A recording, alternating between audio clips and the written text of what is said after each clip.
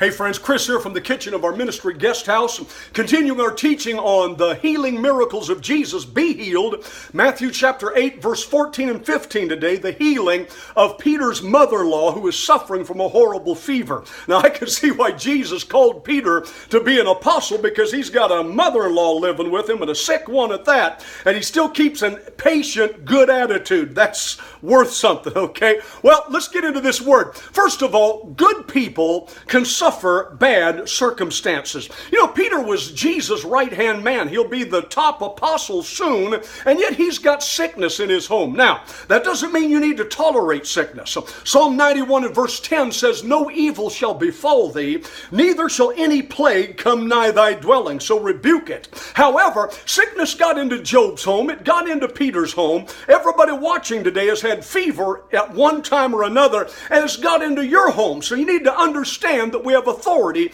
over fever. Good people suffer bad things. Second, if we don't intercede for our own, who's going to do it? Peter pleaded on behalf of his mother-in-law. It says in Luke 4 and verse 38 that he made request of him for her. In other words, he stood in the gap and said, "Jesus, my mom-in-law needs healing." He interceded. You know, there's another story, we'll look at it next time, on their faith. When Jesus saw their faith, it's a corporate thing. We need to believe for other people when they can't believe for their own selves. And then third, Jesus crossed every potential barrier to get to this woman. Hey, he's done the same to get to you. What kind of barriers are you willing to cross to get to him? You know, the leper, he had a medical barrier. Unclean, unclean, stay back. But Jesus crossed the barrier.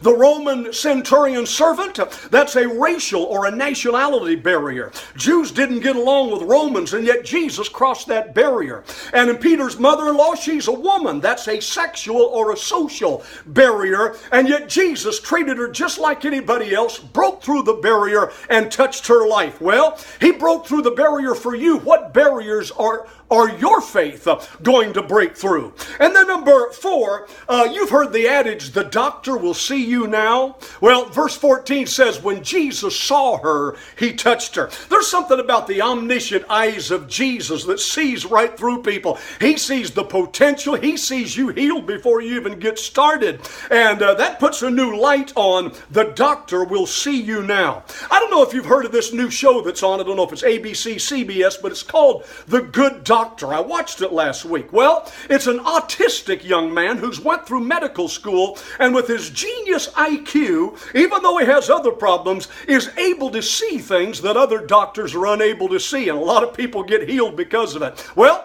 let me tell you, Jesus is not only the good shepherd, he is the good doctor. He's the great physician, and he sees things in your life that nobody else could even remotely see. Thank God for Christ.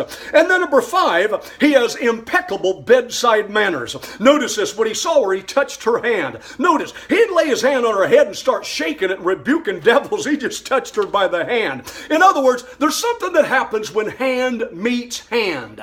Only in Mark 1 and verse 31, it goes a step farther and said he grabbed her by the hand and lifted her up. In other words, fever put her down, but faith will pick her up. And then number 6, we have dominion over every sickness.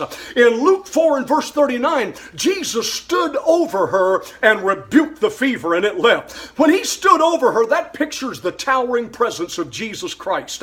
And I want to tell you something. He's above and not below. And you have the same dominion over the fish of the sea, the fowls of the air, and for sure over fever and sickness. Take dominion. And that will close with number 7. Healing giving should result in thanksgiving. After she was healed, she arose and ministered unto them. She cooked him a meal and blessed Jesus. Well, the Greek word is diakonia. She did deaconess work. She blessed somebody. Listen, God didn't heal you so you could go back to laying on the couch and gabbing on the cell phone and running around on shopping sprees. He healed you so that you can be a blessing to testify and release the healing that's come into you to heal somebody else. Healing giving should result in thanksgiving. And I'm thankful for you being with us today. Like if you like, share this with a friend, and tune in tomorrow as we study more on Be Healed. So, be healed.